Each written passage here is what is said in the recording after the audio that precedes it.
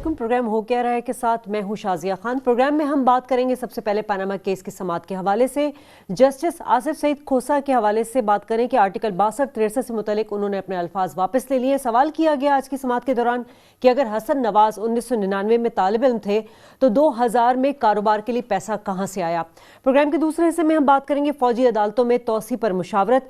پچھلے 2 سال میں فوجی عدالتوں کی کارکردگی کیا رہی, حکومت خود ہوم ورک کرنے سے قاصر کیوں ہے, یہ متوقع اقدام حکومت کر رہی ہے یا فوج کے کہنے پر ہو رہا ہے. پروگرام کے آخری حصے میں بات ہوگی پاکستانی کرکٹ کا بدترین دور. کرکٹ میں مسلسل شکست سے کارکردگی پر سوالات اٹھ چکے ہیں. مسئلہ کرکٹ بورڈ کا ہے یا کھلاڑیوں کی ناقص پرفارمنس کا؟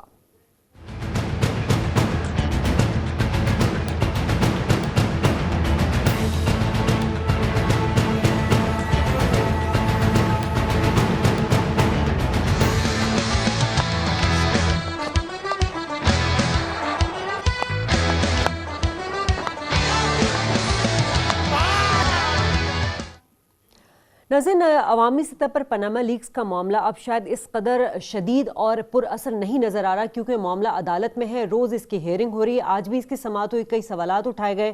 اور اگر بات کریں حسن نواز تو ان کے حوالے سے بھی بات کی گئی ہے کہ اگر 1999 میں وہ طالب علم تھے تو پھر ان کے پاس جو ایک کمپنی ہے اس کے بزنس کے لیے پیسہ کہاں سے آیا. ساتھ ساتھ جسٹس آصف سعید کھوسہ نے اپنے ریمارکس جو کل انہوں نے دیے تھے اس کو وڈرا کر لیا. اس ساری کارروائی پر بات کریں گے. میرے ساتھ ڈاکٹر فاروق سلیم موجود ہیں, ایاز امیر, آپ دونوں کو السلام علیکم. ایاز صاحب, سب سے پہلے تو میں جسٹس آصف سعید کھوسہ کے ریمارکس کی بات کروں گی. ریمارکس کو گیج کیا جاتا ہے مگر جو انہوں نے وڈرا کیا ہے اس کا مطلب یہ ہے کہ ایک ججمنٹ, ایک تاثر جا رہا تھا. نہیں, وہ اچھا انہوں نے کیا کہ انہوں نے سارے سیاستدانوں کو کہہ دیا کہ اگر 62-63 کا پیمانہ ہوگا تو شاید وہ سراج الحق صاحب کے علاوہ کوئی نہ بچیں گے. وہ تھوڑا ان سے وہ جو ہے زبان زیادہ چلے گی, پر ان کا بڑا پن ہے کہ آ کے انہوں نے کہا کہ نہیں, میں وہ وڈرا کرتا ہوں اور نہیں ہے. وہ تو ایک وہ گریک ڈرامٹسٹ جو تھے بہت مشہور, یوریپیڈیز, انہوں نے کہا تھا کہ انسانوں کی جو دوسری سوچ ہوتی ہے وہ زیادہ اچھی ہوتی ہے.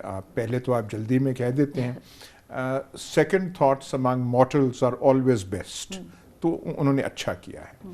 لیکن اس سے ہٹ کے ڈاکٹر صاحب اب جو ہے ابھی تک جو وزیر اعظم اور ان کے خاندان کے جو وکلاء کی ایک لمبی وہ ٹیم ہے, انہوں نے ابھی تک بولنا شروع نہیں کیا.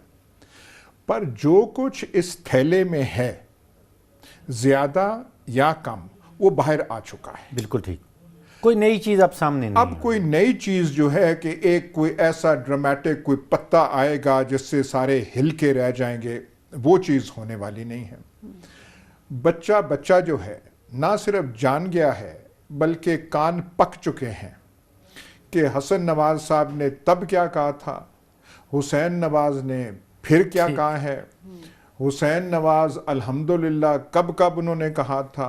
ٹم سیبیسٹین کا نام پاکستان میں کون جانتا ہے, پر بی بی سی کا جی وہ بھی کوئی انٹرویو 1999 میں تھا ایسے ہے.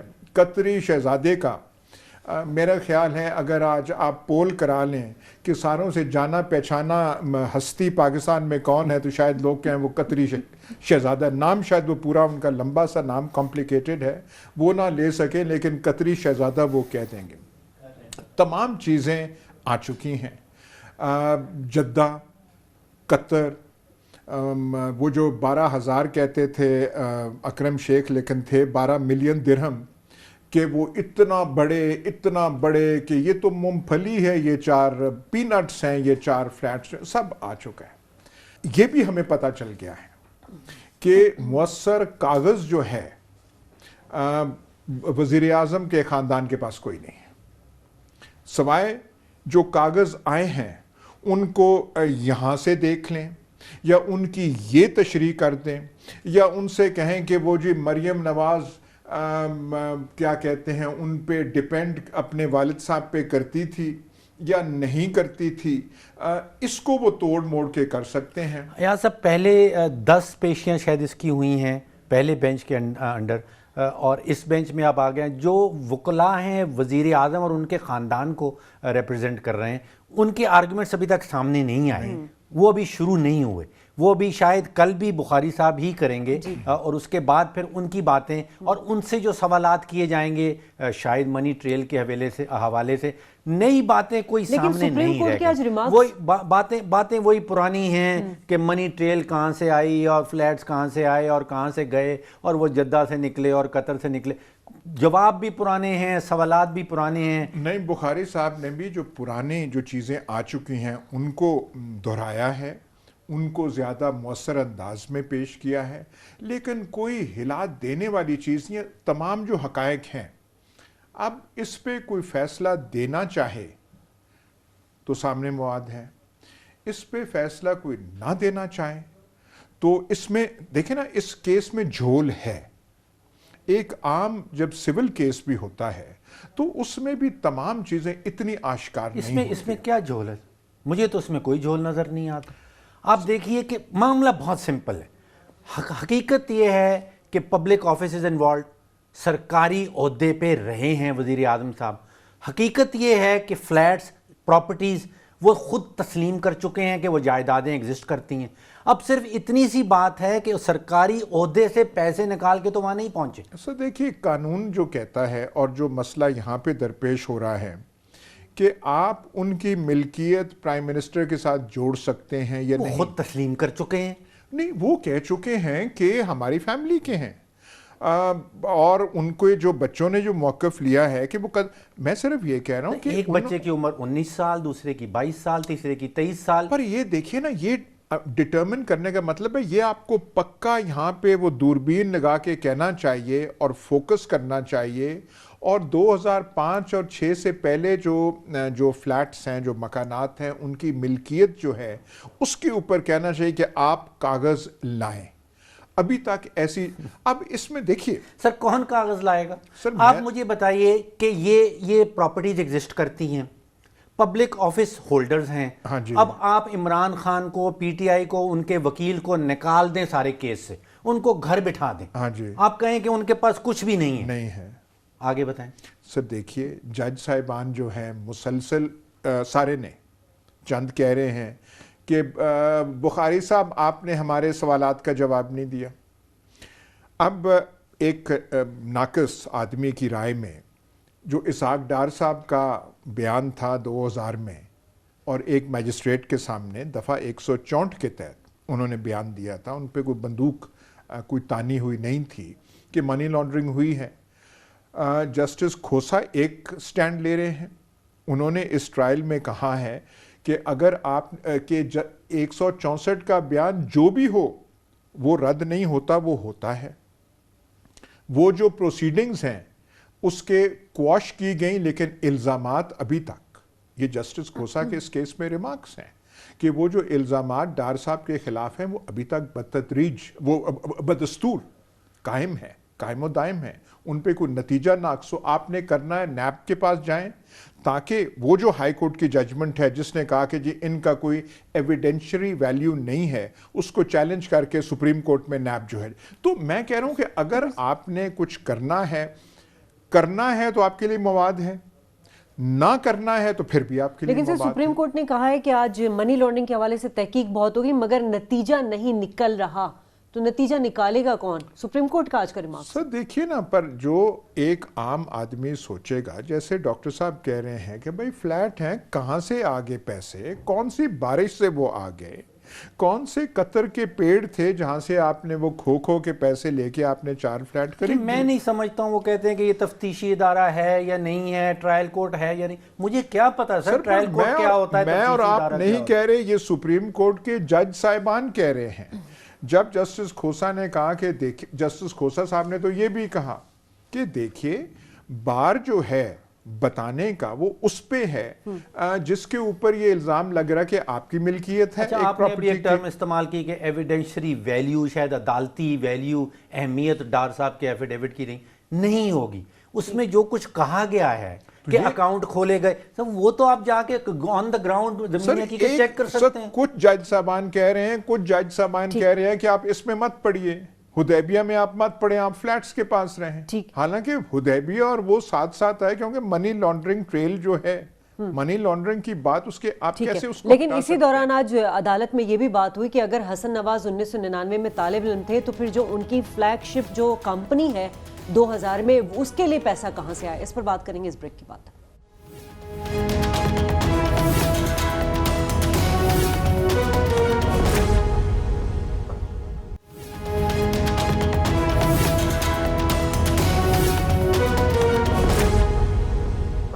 پروگرام میں ایک بار پھر خوش آمدید ناظرین. 1999 میں بی بی سی کے پروگرام ہارڈ ٹاک میں حسن نواز نے ایک انٹرویو کے دوران کہا تھا کہ ہم طالب علم ہیں اور پاکستان سے پیسہ آتا ہے. ایاز صاحب یہی ریمارکس آج ہمیں سماعت کے دوران نظر آئے. مجھے ایک چیز آپ سے پوچھنی تھی کہ جدہ میں عزیزیہ اسٹیل مل نواز شریف نے اسٹیٹمنٹ دیا تھا مئی 2016 میں پارلیمنٹ میں کہ ہم نے وہ بیچی اور پھر ہم نے وہ پیسہ 2005 میں دیا. اگر 2005 میں وہ پیسہ دیا گیا تو 2000 میں پھر فلیگ شپ جو جس کی مالیت بتائی جا رہی کہ 2 ملین پاؤنڈ ہے وہ کہاں سے وہ بزنس کیا گیا؟ دیکھیے سب چیزیں جو ہیں عزیزیہ اور فلانا اور قطر اور یہ سب چیزیں آ چکے ہیں اس ہیئرنگ میں. اب اس کی ڈٹرمنیشن یہ بینچ کیا کرتا ہے، اس کے جواب میں کیا آتا ہے، ہمیں اس کا انتظار کرنا پڑے گا. اور پھر جج صاحبان کس رائے پہ پہنچتے ہیں یہ ہم نے دیکھنا ہے. میں نے کہا کہ ابھی کوئی نئی چیز آنے والی سر عدالت میں طلب کرنے کی درخواست دائر کی گئی جماعت اسلامی کی جانب سے اور یہی متضاد اسٹیٹمنٹ کے اوپر کس چیز کے کہ وزیر اعظم کو عدالت بلا کے ان سے وضاحت طلب کی جائے. وہ چیز دیکھیں نا، وہ چیز نہیں ہوگی. اگر طلبی ہوئی وہ چیز نہیں ہوگی، وہ ایک ڈرامیٹک ڈیولپمنٹ ہوگی. طلبی کا مطلب ہے کہ سوال جواب ہو، پر یہ ان کی درخواست ہے. سپریم کورٹ کا جو بینچ ہے 5 رکنی بینچ، کیا آیا وہ ایسے کرے گا ہمیں نہیں پتا. دیکھیے قانونی طور پہ تو طلبی ہو رہی ہے آلریڈی. جو وکیل ان کو وہاں ان کا نمائندہ ہے وہ ان کی باتیں وہاں کر رہا ہے. آپ کہہ رہی ہیں کہ ان پرسن طلبی وہ خود آئیں جی، اس کی ضرورت سراج الحق صاحب نے یہ درخواست میں ایک درخواست کرتے رہے لیکن ابھی تک وہ نہیں ہوا. ایاز صاحب آج اعلیٰ عدالت نے کہا، عدالت عظمیٰ نے کہا کہ ہمارا کام کرپشن ثابت کرنا نہیں ہے. ہم اس معاملے میں نہیں پڑھ رہے کہ ہم نے کرپشن ثابت کرنی ہے. اور دوسرا جملہ تھا کہ جدہ اور قطری سرمایہ خاندانی لگتا ہے. سر دیکھیے ایک اس میں ہمیں ڈسٹنگوش کرنا چاہیے کہ یہ جب سوال پوچھتے ہیں تو 5 کے 5 جج جو ہے متفقہ ہو کے وہ سوال نہیں پوچھتے. وہ 5 جج مختلف چیزیں پوچھ رہے ہیں، ان کا زاویہ مختلف ہے. اب یہ ایک جج صاحب نے کہا ہوگا، باقی 4 جج صاحبان کی کیا سوچ ہے ہمیں نہیں پتا. اس میں سے اس ہیئرنگ میں بہت ساری چیزیں ایسے آئی ہیں، یہ جیسے آبزرویشنز ہیں، ریمارکس ہیں. کیا ہم ٹرائل کورٹ ہیں؟ ہم نے ٹرائل ایسے کرنا ہے شروع سے. ہم نے کیا ثبوت، ایویڈنس، گواہیاں جو ہیں وہ ہم نے دوبارہ سے لکھنی ہیں. یہ کئی جج صاحبان نے پوچھا ہے. جو اس کے سربراہ ہیں ان کا جو اپروچ ہے وہ واضح طور پہ اور ہے کہ جن پہ الزام لگا ہے ملکیت ہے ان کو بتانا ہے. اہم چیز یہ ہے 2005-6 سے پہلے یہ کیا تھی. اہم چیز یہ ہے کہ منی ٹریل کیا تھی.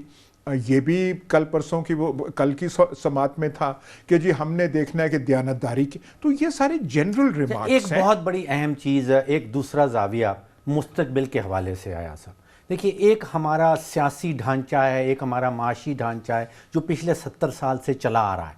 اور اس ڈھانچوں میں، ان دونوں ڈھانچوں میں سیاست اور معیشت کا جو گٹھ جوڑ ہے وہ بھی چلا آ رہا ہے. آپ سیاست کا دفتر استعمال کرتے ہیں اور اپنی ذاتی معیشت یا اس کو معاشی حالت جو ہے اس کو بہتر کرتے ہیں. ایک پیغام بھیجنا ہے. یہ عدالت کا جب فیصلہ اینڈ میں فیصلہ سامنے آئے گا تو اس کا ایک پیغام جائے گا، ہماری نئی نسل کو پیغام جائے گا کہ کیا وہ سیاسی ڈھانچہ جو 70 سال سے چلا آ رہا ہے، کیا وہ سیاست اور معیشت کے درمیان میں جو گٹھ جوڑ 70 سال سے چلا آ رہا ہے وہ چلتا رہنا ہے؟ کیا آپ نے پاکستان کی سمت بدلنی ہے؟ آپ پیغام کیا دینا چاہ رہے ہیں؟ میں ایک چیز اس میں تھوڑا ایڈ کروں گا. 70 سال سے اس نوعیت سے نہیں آ رہا. یہ جو ہمارا جو آپ دیکھتے ہیں سن 85 سے کے بعد کہ سرمایہ اور سیاست کا یہ جو گٹھ جوڑ ہے اس انداز سے ڈاکٹر صاحب پہلے نہیں تھا. وہ ایوب خان کے زمانے میں بھی کہا جاتا تھا کہ سر ان کا خاندان انڈسٹری میں انوالو رہا ہے. انہوں نے ایک انڈسٹری بنانے کی کوشش کی تھی اور طوفان مچ گیا تھا. وہ کپتان صاحب تھے، وہ جو فوج سے ریٹائر ہوئے، قومی اسمبلی میں کھڑے ہوئے، ایک وہ گندھارا انڈسٹریز بنی جس میں ان کے فادر ان لا جو تھے جنرل حبیب اللہ وہ بھی تھے، تو طوفان مچ گیا۔ آپ کا میرا اختلاف صرف وقت کے اوپر ہے، آپ کہہ رہے ہیں کہ یہ گٹھ جوڑ جو ہے انٹینسٹی کی بات کر رہے ہیں۔ سر دیکھیے اس لحاظ سے پاکستان میں کبھی نہیں تھا۔ جنرل ضیاء الحق نے فیکٹریاں نہیں بنائی تھیں، سب مان گیا میں، ذوالفقار علی بھٹو نے فیکٹریاں نہیں بنائی تھیں، آپ کی بات مان گیا۔ یہ جو ہے جو پیغام اس عدالت نے دینا ہے فیوچر جنریشن کو، جو پیغام دینا ہے وہ یہی دینا ہے کہ جو گٹھ جوڑ کی ہم بات کر رہے ہیں، جس پہ آپ کہہ رہے ہیں کہ وہ پچھلے 40 سال سے ہے۔ مؤدبانہ طور سے میں گزارش آپ سے کروں گا کہ جج صاحبان سے اگر ہم یہ پوچھیں تو وہ کہیں گے ہمارے سامنے یہ سوال نہیں ہے، ہم نے تو صرف دیکھنا ہے کہ وہ جو فلیٹس تھے 2005 اور 6 سے پہلے کس کے تھے اور اب کس کے ہیں۔ لیکن سر اگر ایک عام آدمی کا اسی طرح کا کیس ہوتا، میرا سوال یہاں یہ ہے اور بڑا ہی کچھ ٹیکنیکل اور ٹپیکل سوال ہے، ایک عام آدمی کا اگر یہی کیس ہوتا، اسی کرپشن کے اوپر پاناما لیکس میں نام آتا اور سٹنگ پرائم منسٹر کا جو کیس چل رہا ہے، تو قانون کس پہ کیا ہو؟ ہماری تاریخ جو ہے اس سے بھری ہوئی ہے۔ اسمبلی ڈیزالو ہو رہی ہے، ایک ہی عمل ہے، صدارتی دستخط سے ڈیزالو ہو رہی ہے، کبھی کرپشن کے الزام پہ ڈیزالو ہو رہی ہے، نہیں، وہ دونوں کرپشن کے الزام پہ ڈیزالو ہوئی تھی۔ ایک وقت فیصلہ اور ہے، ایک وقت فیصلہ اور ہے، یہ تو ہم نے دیکھا ہے۔ چار دفعہ حکومتیں الٹی گئی ہیں فوج کے ذریعے، ہر بار نتیجہ اور ہوا ہے۔ ایک وزیر اعظم ہے جس کے اوپر دور سے کیس بنایا گیا، اس کا انجام بھی ہمیں پتہ ہے، اور ایک ایسے ہیں جن کے اوپر الزام کوئی ٹکتا ہی نہیں ہے۔ آپ ایسے کر لیں، پیپلز پارٹی کا وزیر اعظم ہوتا، اس پہ ماڈل ٹاؤن کیس لگا ہوتا کہ 14 بندے مارے گئے ہیں پولیس گولی سے، اس کا نتیجہ کیا نکلتا؟ اچھا، ایک تو یاسر یہ معاملہ ہے کہ آپ نے کہا پچھلے 30 سال سے 40 سال سے انٹینسٹی بڑھ رہی ہے، جو گٹھ جوڑ ہے سیاست کا اور معیشت کا، وہ بہت میگنیٹیوڈ اس کا بہت بڑا ہو گیا ہے، بہت پھیل گیا ہے۔ اب اس کیس کے نتیجے میں جو فیصلہ آئے گا، مستقبل جو ہے پاکستان کا، اور جو مستقبل کی جنریشنز پاکستان میں آنے والی ہیں، ان کے اوپر ایک پیغام آئے گا اس کا کہ آپ نے کیا کرنا ہے، آپ نے کس سمت میں جانا ہے، آپ نے سیاست کو کس طرح استعمال کرنا ہے، آپ نے اپنے فیوچر کے ساتھ کیا کرنا ہے، فیصلے کی بات آپ نے دھنیا چوری کرنا ہے یا آپ نے اربوں روپے چوری کرنے ہیں، یہ ان کو پیغام جانا ہے، اور یہ اس زاویے سے بڑا امپورٹنٹ معاملہ بن جائے گا۔ کئی جو ریمارکس آ رہے ہیں کہ ہم نے دیکھنا ہے کہ بیلنس رکھنا ہے، ہم نے وہ ہر ایک کو سر آپ قانون کی تشریح جب کر رہے ہیں تو آپ کو تو پھر ریزلٹس کے بارے میں نہیں سوچنا چاہیے۔ اگر آپ نے سوچنا ہے کہ ریزلٹ کیا ہوگی یہ، تو پھر تو آپ کا فیصلہ کرنے کا جو انداز ہے اور طریقہ وہ اس پہ اثر ہو۔ عام آدمی کا قانون سے کوئی تعلق ہے یا انصاف سے کوئی تعلق؟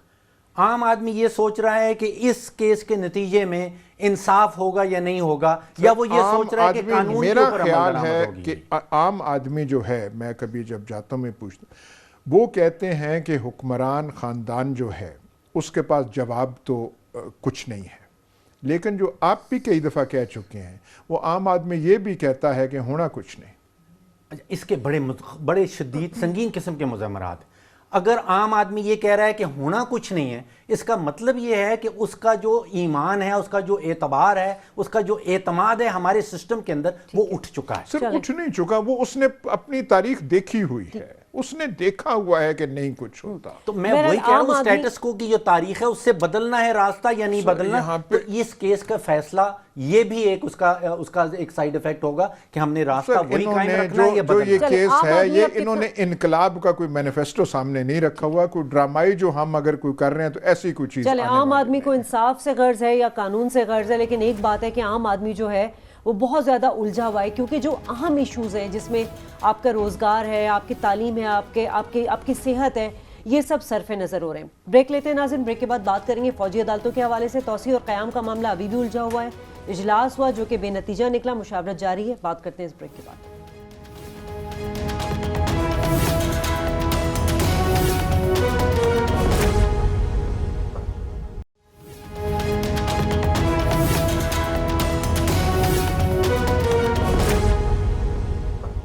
ویلکم بیک ناظرین، اور بات کریں گے ملٹری کورٹس کے حوالے سے. جب اس کا اجرا کیا جا رہا تھا تب بھی ہم نے دیکھا تھا کہ اپوزیشن کی جانب سے بہت تنقید کی گئی تھی، مگر سوال یہاں پر یہ اٹھا تھا کہ اگر ہماری عدلیہ انصاف ڈیلیور کر رہی ہے تو پھر اس طرح کی فوجی عدالتوں کے قیام کی کیا ضرورت ہے؟ ایاز صاحب، 2 سال بعد اب جبکہ ان کا مدت پوری ہو چکی ہے، ایک بار پھر ہم وہیں پر آ کر کھڑے ہو چکے ہیں اور وہی چیزیں ہمیں اختلافات نظر آ رہے ہیں. تو نہیں، میں اس میں تھوڑا سا اور اگر آپ اجازت دیں میں زاویہ دیکھتا ہوں. آپ نے آئین کو ترمیم کر کے فوجی عدالتوں کی جگہ بنائی، کیونکہ پریشر فوج سے تھا یا جو بھی تھا یا حالات سے تھا، آپ نے ملٹری کورٹس کا قیام کر دیا اور وہ اس آئینی ترمیم کے تحت 2 سال کے لیے رہنے تھے. 21ویں ترمیم 2 سال کی مدت ڈاکٹر صاحب ختم ہونے کو جب تھی تو پتہ تھا کہ یہ ختم ہوں گے. اگر حکومت یا فوج یا کوئی ادارہ چاہتا تھا کہ یہ دوبارہ سے ملٹری کورٹس آئیں تو یہ ہوم ورک پہلے ہونا چاہیے تھا. اس کا جو گفت و شنید ہے، وہ جو پروسیس ہوتا ہے حکومت کے بیچ میں، گورنمنٹ کے اداروں کے بیچ میں، گورنمنٹ جی ایچ کیو کو بلا کے کہہ رہی ہے یہ ہے کہ دیکھیے یہ کرنا ہے، چاہیے یا نہیں چاہیے. کچھ نہیں ہوا، بیان بازی ہو رہی ہے. رانا ثناء اللہ جو بڑی توپ ہے نون لیگ کے، وہ کہہ رہے ہیں میں تو ہمیشہ اس کے خلاف تھا اور ہمارا یہ تھا اور وہ تھا. جب یہ تاثر تھا کہ ملٹری کورٹس کا وہ دوبارہ اجرا نہیں ہوگا، جب یہ سارا تاثر قائم ہو گیا تو پھر ایک میٹنگ ہوتی ہے یہاں پہ اسلام آباد میں، اور وہاں پہ آرمی چیف اور آئی ایس آئی چیف اور وہ ناصر جنجوعہ جو ہیں نیشنل 9 تاریخ جنوری کی 9 تاریخ کو، مطلب وہ کل جو ہے وہ ہوتی ہے، اور وزیر اعظم صاحب کا پھر وہی چہرہ ایسے ڈوبے ہوئے ہیں. اور آج ساری خبریں ہیں کہ اب گفت و شنید ہوگی سیاسی پارٹی سے کہ ہم اس کا دوبارہ اجرا کریں. سب بات یہ ہے کہ آپ کوئی ہوم ورک نہیں کرتے. پریشر آیا کہیں سے؟ سب فوج چاہتی ہے، یہ تو صاف ظاہر ہے، پر یہ جو آج آپ ہمیں تصویریں دکھا رہے ہیں اور یہ ڈرامے ہو رہے ہیں، یہ آپ پہلے نہیں کر سکتے تھے کہ بھائی ہمیں فوجی عدالتیں چاہیے یا نہیں چاہیے. حکومت کو پس پردہ بغیر اس کا وہ آئے ہوئے سول ملٹری ریلیشنز کا کیا ٹینشن ہے یا نہیں ہے، آپ کو پہلے یہ کرنا چاہیے تھا. ایسا بیماری دہشت گردی کی ہے، ہم اس کا علاج ڈھونڈ رہے ہیں کہ عدلیہ کو کیا کرنا ہوگا.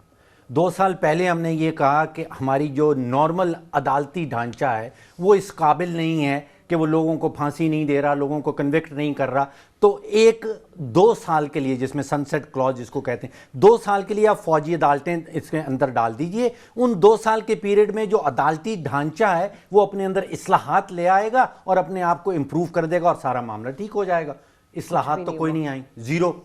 اچھا، فوجی عدالتوں نے سب کیا کمایا اس میں سب میں؟ دیکھیے 2003 سے لے کے 2017 تک کی جو فگر ہیں، ہلاکتیں جو پاکستان کے اندر ہوئی ہیں دہشت گردی کے نتیجے میں، وہ جنوری 8 تک کی فگر ہے 61,513 پاکستانی ہلاک ہوئے ہیں. ان میں سے 33,355 جو ہیں وہ دہشت گرد ہیں. آپ اندازہ کیجئے کہ 33,355 دہشت گرد ہم نے ہلاک کر دیے ہیں، پھر بھی دہشت گردی نیچے نہیں آ رہی. جو آپ نے 2 سال کی یہ عدالتیں لگائی تھیں، فوجی عدالتیں، ایاز صاحب 12 لوگوں کو پھانسی دی گئی ہے. 12 وہاں ہم نے 33,355 لوگ شہید قتل کر دیے ہیں. ہم کیا میں کہہ یہ رہا ہوں کہ نہ فوجی عدالتوں نے کچھ دیا، نہ آپ کی جو ریگولر عدالتی سسٹم تھی وہ کچھ دے رہی ہے. 274 کیسز ٹوٹل دیے ہیں، اس میں سے 12 کو پھانسی دی گئی. سر دیکھیے، آپ تو سٹیٹسٹکس کے بادشاہ ہیں تو میں تو اس سے آرگیو نہیں کر سکتا. عدالتوں نے 12 لوگوں کو پھانسی دی ہے، اس میں بادشاہ ہونے کی بھی بات نہیں. سر میں صرف آپ بتائیے یہ اچھی پرفارمنس ہے؟ سر میں یہ کہہ رہا ہوں، مجھے آپ صرف یہ بتائیں. ایک آپ نے کہہ دیا کہ 2 سال میں جو عدالتی نظام کو بہتر ہونا چاہیے تھا، ہمارے سامنے کوئی ثبوت نہیں ہے، کوئی عندیہ نہیں ہے کہ وہ بہتر ہوئی ہے. ایک بات تو یہ طے ہے سر، دہشت گردی کے واقعات ہوتے ہیں، آپ لوگوں کو پکڑتے ہیں اور آپ کا عدالتی نظام ان پہ ہاتھ ڈالنے سے قاصر ہے. یہاں تو چلیں 12 ہوئے ہیں نا، 12 ہیں جن کو پھانسی لگی ہے اور بہت سے ہیں جن کو سزائیں ملی ہیں. 161 ہے نا. اس کا مطلب ہے کہ فوجی عدالتیں جو ہیں تمیز کر رہی ہیں نا. بیماری کا علاج یہ نہیں ہے سر، وہ علاج نہیں ہے، لیکن یہ ایک اس کا جزو اور حصہ ہے یا نہیں ہے. ایک جو 33,000 ہم نے مار دیے تو کچھ نہیں ہوا, تو یہ 131 کو چڑھا دیں گے کون سے مارے ہیں اور کس کے وہ بیسس پہ یہ ہم نے 33,000 کا یہ فگر یہ جو ہے ہم نے یہ کیا ہے. میں صرف یہ کہہ رہا ہوں کہ آپ وہ جو ہیں پکڑے جاتے ہیں کراچی سے لے کے فاٹا تک, وہ آپ کے جیلوں میں ہیں, جیلوں میں بادشاہوں کی زندگی وہ رہ رہے ہیں, آپ ان کو ہاتھ نہیں لگا سکتے. تو آپ نے بادلے ناخواستہ فوجی عدالتیں بنائیں کیونکہ آپ کے جج صاحبان جو اینٹی ٹیررسٹ کورٹ کے تھے وہ سننے سے قاصر تھے, ان میں اتنی ہمت نہیں تھی. فوجی عدالتوں نے کیا کارکردگی دکھائی؟ انہوں نے دیکھیے, ایک آپ کیا چاہتے ہیں کہ 500 پھانسیاں وہ دیتے ہیں, آپ جنگ لڑ رہے ہیں سر, اس پہ بھی بہت آرگیو اٹھ رہے تھے. بٹ ڈاکٹر صاحب میں اس پہ حیران ہوں, ایک فوجی عدالتوں پہ جو تنقید ہے کہ سول رائٹس اور وہ سول لبرٹیز اور فریڈمز ڈسٹروائے, اس میں کوئی حق نہیں ملتا, دفاع کا فلانا, یہ جو آپ فگرز بتا رہے ہیں 12 میری نہیں ہے, یہ آئی ایس پی آر والوں سر نے وہ خود جو سے ہے ریلیز کی ہیں. سر پر ہم مان رہے ہیں نا ان فگرز کو کہ 12 کو پھانسی ملی ہے اور سزائیں کتنی ملی ہیں؟ 161 کو مجرم قرار دیا گیا. تو 161 کو تو پھانسی نہیں لگی. اس کا مطلب فوجی عدالتیں کچھ تمیز کر رہی ہیں کہ موت کے حقدار کون ہیں, سزاؤں کے حقدار کون ہیں. تو وہ جو تنقید ہے ان پہ کہ وہاں تو بالکل اندھا قانون ہوتا ہے اور وہ کر رہے, لیکن اس سے بڑی بحث یہ ہے کہ آپ کا عدالتی نظام جو ویسے ہے, جو آپ کی اینٹی ٹیررسٹ کورٹ ہیں سر, اور آپ چھوڑیں, آپ نے اینٹی ٹیررسٹ کورٹ کیوں بنائی تھی؟ اس کی بھی وجہ یہی تھی کہ جو ریگولر آپ کا عدالتی نظام ہے وہ ڈیلیور نہیں کر رہا. سر فوجی ٹھیک تو اس کو کرنا ہے, بیماری کی جو علاج ہے وہ عدالتی نظام میں اصلاحات ہیں, وہ فوجی عدالتیں نہیں ہیں, وہ فوج نے کرنا ہے. نہیں, ہم نے کرنا ہے. تو نہیں کیا نا جی, نہیں کیا, اسی لیے جواز بنا آرمی چیف کو اور فوجی اسٹیبلشمنٹ کو آ کے پھر کہنا کہ دیکھیں جناب نہیں ہوا, اس کے بغیر نہیں ہوگا چارہ. اور گورنمنٹ نے پھر ایک لحاظ سے اور 2 سال کی ایکسٹینشن دے دیں گے, ہم نے تو اصلاحات نہیں لانی. آپ صرف عدالت کی بات کر رہے ہیں, ہم نے کسی شعبے میں اصلاحات نہیں لانی. دیکھیں نا یہ ہے پرابلم. تو اس کا مطلب یہ ہے کہ ہر شعبے فوج کے حوالے کر دیا جائے. یہ پرابلم ہے آپ کی سیویلین کارکردگی کیوں نہیں بہتر ہو. اگر ہمارے ریگولر عدالتیں جو ہیں وہ فوری انصاف کا نہیں دے پا رہی ہیں اور فوجی عدالتیں آ کے کھڑی ہو جاتی ہیں, عام آدمی کو فوجی عدالتوں سے ریگولر عدالتوں سے کوئی مطلب نہیں آیا. عام آدمی کو انصاف سائلین آپ دیکھیں کتنے بیٹھے رہتے ہیں باہر. سر ہم کیا بات کر رہے ہیں, ہم یہ دہشت گردی کی بات کر رہے ہیں. ایک 10 سالہ بچی ہے جس کے ساتھ تشدد ہوا ہے, جج صاحب 4 دن وہ غائب رہتی ہے, پتہ ہی نہیں چلتا کہ وہ پروٹیکٹیو ہوم سے کہاں غائب ہو گئی ہے. ہم اس کا ابھی تک پتہ نہیں میڈیکل ہوا ہے یا نہیں ہوا. یہ کیپٹل میں ہو رہا ہے, اخبارات اور الیکٹرانک, تو آپ وہ مسلم خان کو اور دیکھیے. اچھا صاحب ایک چیز, یہ اخبار نے اٹھایا تھا طیبہ کا معاملہ اور اس کے اوپر سو موٹو لیا گیا, اور وہاں کہا جا رہا تھا کہ اخباروں کی خبروں میں پکوڑے تلے جاتے ہیں. اچھا اس معاملے میں جو رانا ثناءاللہ صاحب ہیں وہ کہہ رہے ہیں کہ کارکردگی جو ہے وہ سیٹسفیکٹری نہیں ہے. پرائم منسٹر صاحب نے خود کہا ہے کہ بہت اہم رول پلے کیا ہے ان عدالتوں نے. سر لیکن یہ تب کیا ہے, اسٹیٹ منسٹر جو ہیں وہ کہہ رہی ہیں کہ ان کے رانا ثناءاللہ کے پاس اطلاعات ہی مکمل نہیں ہے. جب یہ تب کیا جب فوجی وہاں پہ چل کے آئے, پھر بات ہوئی, تو پھر پرائم منسٹر. میرا صرف کہنا آپ پہلے یہ کیوں نہیں کر سکتے. یہ علاج, بیماری کا علاج بیماری کا علاج یہ تھا کہ دہشت گردی کے لیے یہ فوجی ختم کرنے کے لیے 2 سال کے لیے عدالتیں قائم کی گئی تھیں, مگر اب بھی اگر دہشت گردی ختم نہیں ہوئی تو کیا اس کا مطلب یہ ہے کہ یہ فوجی عدالتیں دہشت گردی کم ہوئی ہے, یہ تو مان لیں. بالکل کم ہوئی, لیکن سر دہشت گردی کے شہر میں ہوئی ہے, یہ تو مان لیں. 12 لوگوں کو پھانسی چڑھا دی گئی ہے, آپ یہ بھی ماننے کو تیار نہیں. دہشت گردی. بریک لیتے ہیں ناظرین, بریک کے بعد واپس آئیں گے تو بات کریں گے پاکستانی کرکٹ کے حوالے سے جس کا بدترین دور گزرا ہے. وجوہات کیا ہیں, ہمارے ساتھ رہیے گا.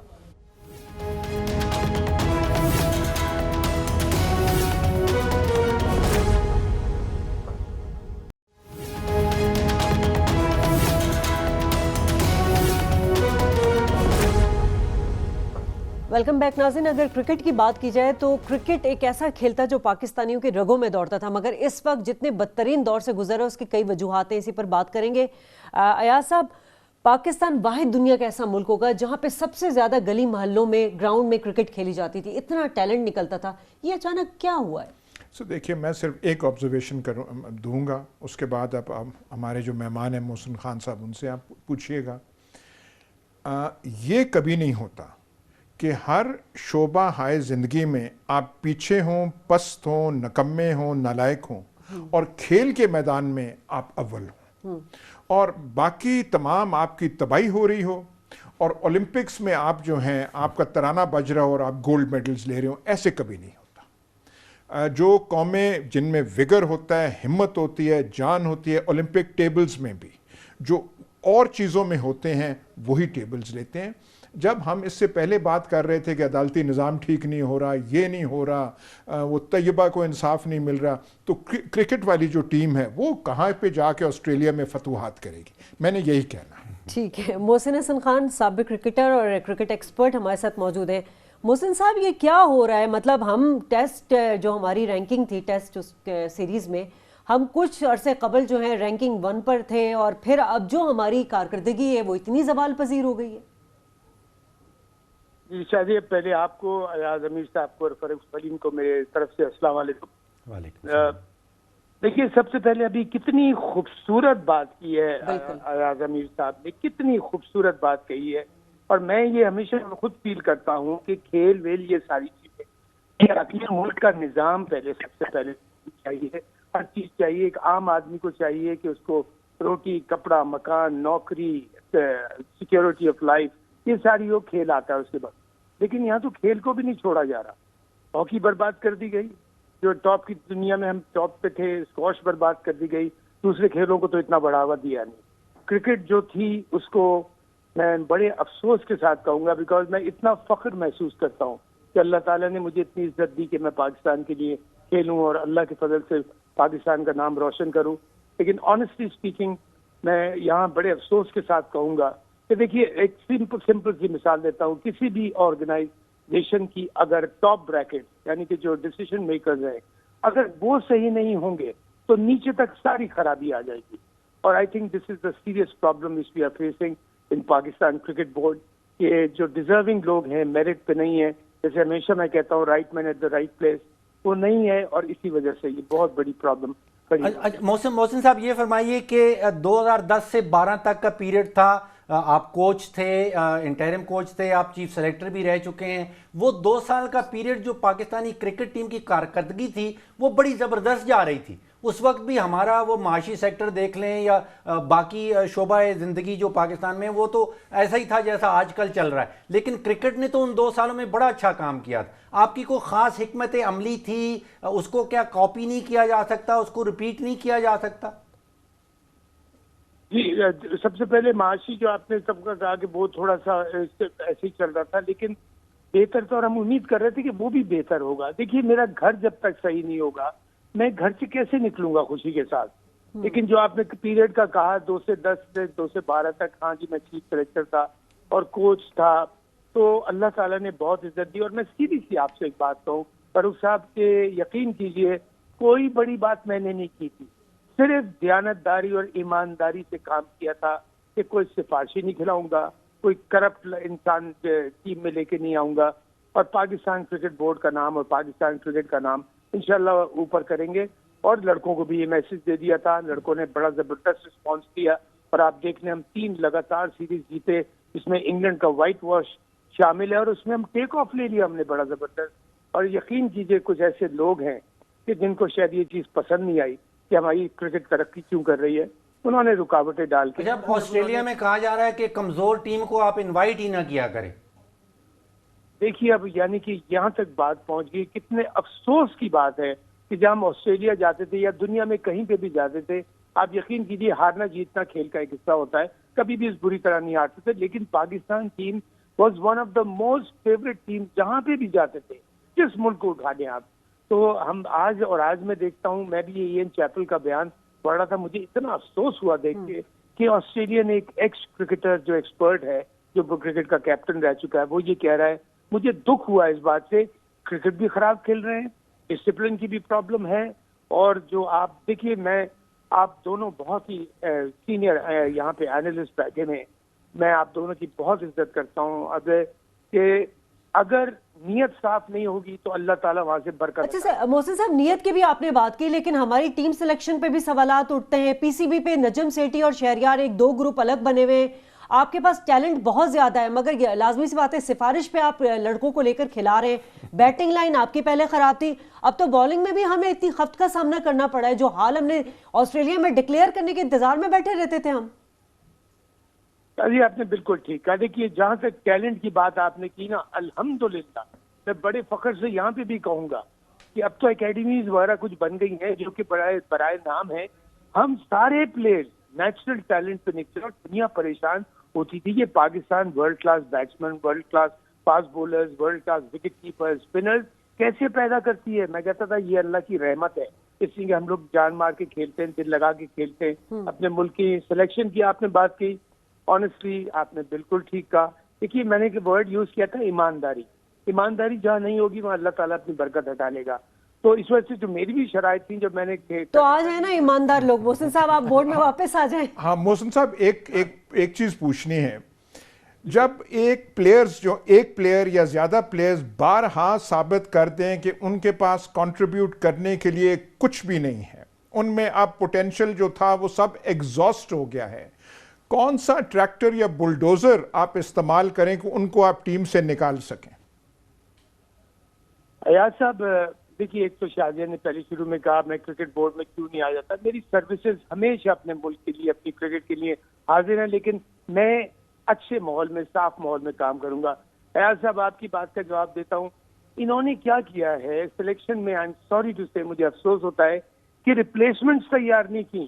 میں جب جیسے ابھی فاروق صاحب نے کہا تھا 2010 سے 2012 تک ہم نے 8 سے 10 یا 12 لڑکے تیار کر دیے تھے کہ بھی کوئی لڑکا ریٹائر ہو سکتا ہے، زخمی ہو سکتا ہے، بیمار ہو سکتا ہے، تو ہم اس کا ریپلیسمنٹ تیار رکھیں کہ ہمارے خلاف پیدا نہ ہو. انہوں نے کیا دیکھا تو اگر کسی لڑکوں کو تیار کر لیا تو ان کو نکالنا پڑے گا، اور سب ایک دوسرے کے کندھے پہ ہاتھ رکھ کے چل رہے ہیں. ایاز صاحب انہوں نے اللہ پہ بھروسہ کرنا کم چھوڑ دیا ہے اور انسانوں پہ بھروسہ زیادہ کر رہے ہیں، جس کی وجہ سے ملک میں بھی پرابلم ہو رہی ہے، ہماری کرکٹ میں بھی پرابلم ہو رہی ہے. اور دوسری چیزوں میں، اور آئی ٹیل یو واٹ، ہم سب بہت محب وطن پاکستانی ہیں، پاکستان کے لیے ہماری جان حاضر ہے، لیکن جب اس طرح پاکستان کے ساتھ ظلم ہوتا ہے کسی بھی فیلڈ میں تو یقین کیجئے خون کے آنسو رونا پڑتا ہے. اچھا محسن صاحب یہ بتا دیجئے کہ کرکٹ کی ریوائیول کے لیے کوئی سفارشات، ریکمنڈیشنز، 1 2 3 بڑی موٹی والی؟ سر کچھ نہیں. فاروق بھائی صرف اور صرف ایمانداری سے صرف چیئرمین کرکٹ بورڈ کا میرٹ پہ آئے اور ایمانداری سے سلیکشن کمیٹی کو بنائے، سلیکشن کمیٹی کو، کوچ کو. آپ باہر کا کوچ اٹھا کے لے کے آ جاتے ہیں، آپ کے ملک میں ہیرے موجود ہیں، پروف کر کے دیا ہے سب نے. آپ باہر کا اتنی کوچ لے کے آ جاتے ہیں کہ اس کو اب لمبے چوڑے پیسے دے دیتے ہیں اور اس کو کہتے ہیں اپنا منہ بند رکھنا، بس تمہیں ہارو گے ہم تمہیں ڈیفینڈ کرتے رہیں گے، ایک میچ جیتو گے تمہیں. اچھا اب بار بار ایمانداری کی بات کر رہے ہیں، سچ کی بات کر رہے ہیں، آپ کا اشارہ کہیں سیاسی مداخلت کے اوپر تو نہیں ہے؟ دیکھیے سیاسی مداخلت تو پاکستان کرکٹ میں ہوتی رہی ہے، لیکن اگر سیاسی مداخلت اچھی طرح سے ہو، نیک نیتی سے ہو، تو میرے حساب سے اس میں کوئی حرج نہیں ہوتا، جو نہیں ہونا چاہیے. لیکن اگر ہے بھی تو فاروق بھائی پھر میں بات وہی کہوں گا کہ پہلے بھی تو سیاسی مداخلت ہوتی تھی، ہمیشہ پریزیڈنٹ یا پرائم منسٹر کرکٹ بورڈ کے چیف ہوتے تھے، لیکن ایک میرٹ پہ آدمی کو لایا جاتا تھا. اور باہر سے لوگ لانے کی میں سمجھتا ہوں آنیسٹلی پاکستان کرکٹ کے ساتھ زیادتی ہے. پاکستان کرکٹ کو نیچا کر دکھانا ہے. اور میں سوری ٹو سے کہ مجھے ان کے لیے میرے دل میں کوئی جگہ نہیں ہے جن کو پاکستان کی ہر چیز کی، ہر فیلڈ کی عزت سے اور اس کی جو انٹیگریٹی ہے اس کی پرواہ نہیں ہے. ٹھیک ہے. اچھا کچھ حلقوں کی طرف سے مصباح کی کپتانی کے اوپر بھی تنقید سامنے آ رہی ہے.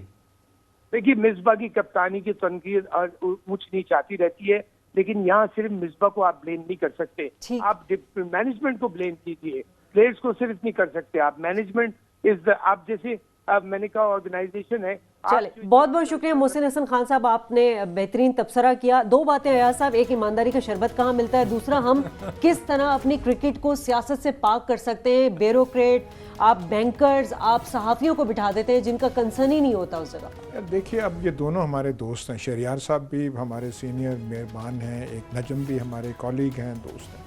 اب یہ جان کیوں نہیں چھوڑتے کرکٹ کی؟ مطلب شہریار صاحب فورن سیکرٹری رہے ہیں، پرنسلی فیملی سے ہیں، بھوپال کے رولنگ اس سے ہیں.